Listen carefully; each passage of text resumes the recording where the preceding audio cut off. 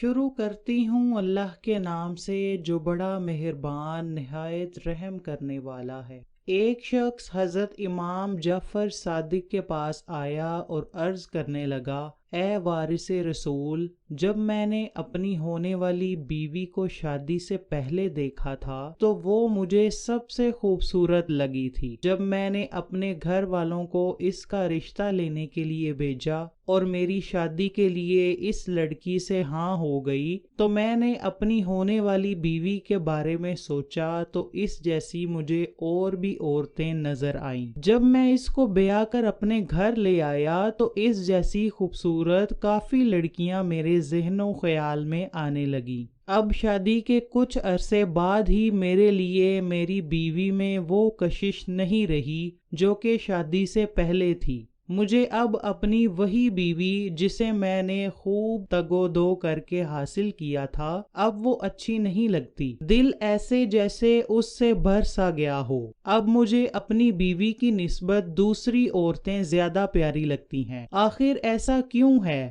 حضرت جعفر صادق کہنے لگے، اے بندے، میں تجھے اس سے بھی حیران کن بات نہ بتاؤں؟ وہ بندہ کہنے لگا، کیوں نہیں حضور، ضرور بتائیں۔ حضرت امام جعفر صادق فرمانے لگے، اگر تم اس جہاں کی تمام لڑکیوں سے شادی کر لوگے تو پھر بھی تم کو بازاری اور آوارہ لڑکیاں ہی خوبصورت لگیں گی۔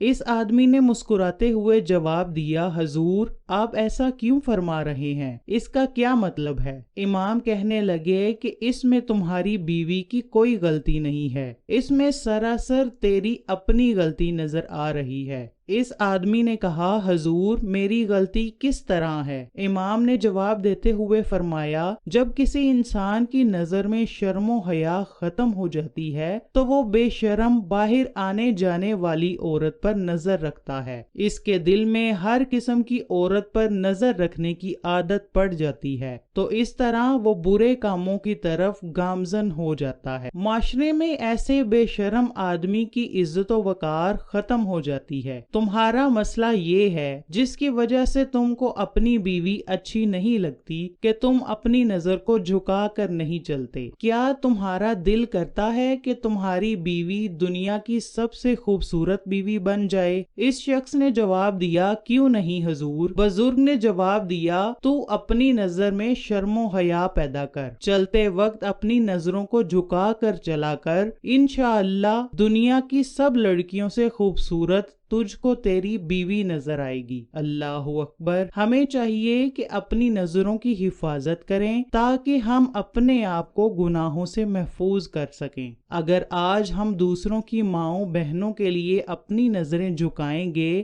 تو یقیناً کل ہماری ماں بہنوں کے لیے سب کی نظریں جھک جائیں گی۔